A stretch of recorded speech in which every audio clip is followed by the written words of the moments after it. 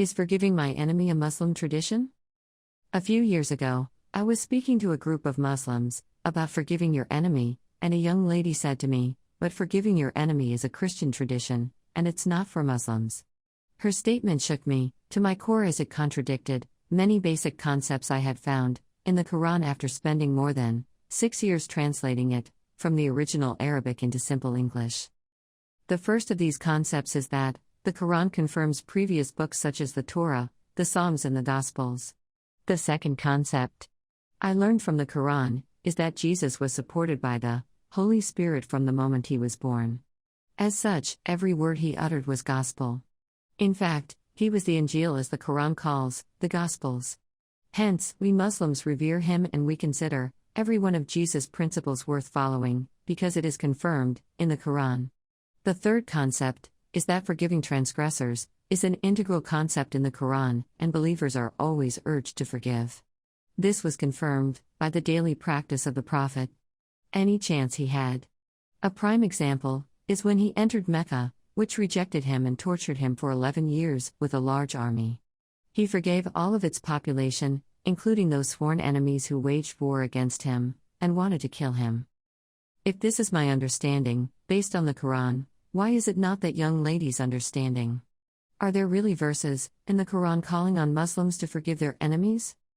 All this came to mind while I was witnessing the frightening increase in white supremacist crimes in the United States during the last few weeks and months and years.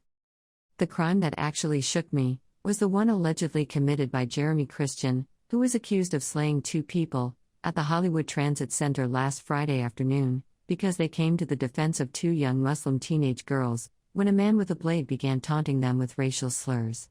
After hearing about it and seeing the video, the only picture that kept coming to my mind was the picture of my daughter being on that train and being attacked by that scary, muscular, and very aggressive-looking fanatic. I simply couldn't shake that picture out of my mind. I, like most American Muslims, have suffered for years now from the fear and hatred spread by Islamophobia. I wasn't necessarily afraid for my own safety, as much as I was worried about my children and grandchildren. Jeremy Christian seemed to be all the fear and hatred that I felt, embodied in one monstrous human being. Christian, we found out later, was a known local white supremacist. He was arrested and booked on 2 aggravated murder charges, an attempted murder charge, and a number of other charges. To make matters worse, one of 3 men who rushed to defend the young women was Taliesin Murthan Nkaimesh, who lost his life to Christian's blade. His last words were, "Tell them, I want everybody on the train to know, I love them." The other man killed was Ricky John, a father of 4 and an Army veteran. In his appearance in court, Jeremy Christian was unrepentant.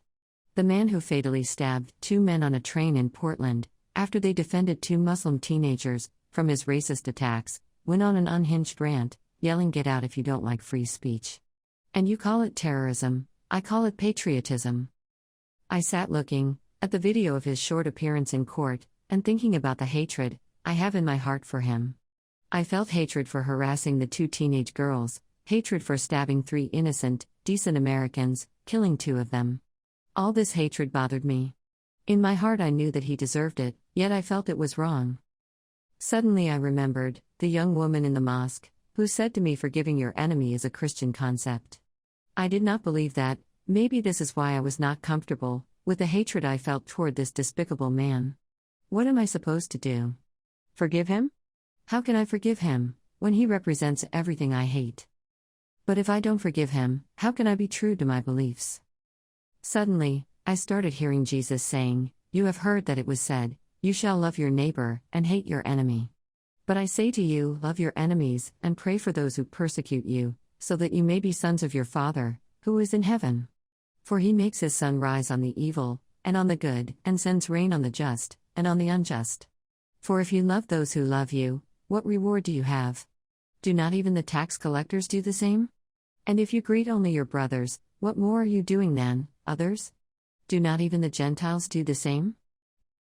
These words of Jesus were echoed by the sounds of these verses from the Qur'an: good and evil are never equal. Repel evil with good, and your enemy will become like an intimate friend. And the second one was, the retribution for a bad deed is one like it, but whoever forgives and makes peace will have his reward with God. I was also struck by the idea that it is easy to ponder about forgiveness, since he did not attack me, or any member of my family, and I wasn't the one stabbed. I prayed most of the night, and I searched my heart for the right decision. I simply couldn't get over my anger and the pain for the young man, who gave his life willingly, to protect two innocent young teenagers. The more I thought about Taliesin, his heroic act, and his last words, the more I felt my heart squeezed. Suddenly, I started crying. I needed to mourn this young hero. I didn't know much about him. I only knew that he stood up heroically to a racist bully, and he lost his life in the process. He was the Good Samaritan Jesus talked about. He was my good neighbor whom I lost. After an hour of crying, the pain started easing out. The intensity of the hatred followed, until I was able to feel no hatred toward Christian. I hate what he did, but I hold no grudges against him, as a person. So, I will pray that he may find remorse within himself. Now, I tell you, I forgive him. In my heart, I have no grudges against him. I let my Creator deal with him.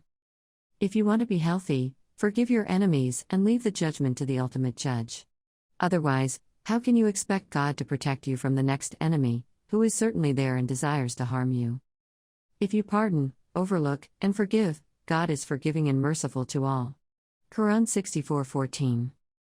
1:297 He, the Holy Spirit, has brought it, the Qur'an, down to your heart by God's permission, confirming what is already revealed and a guidance and good news to believers.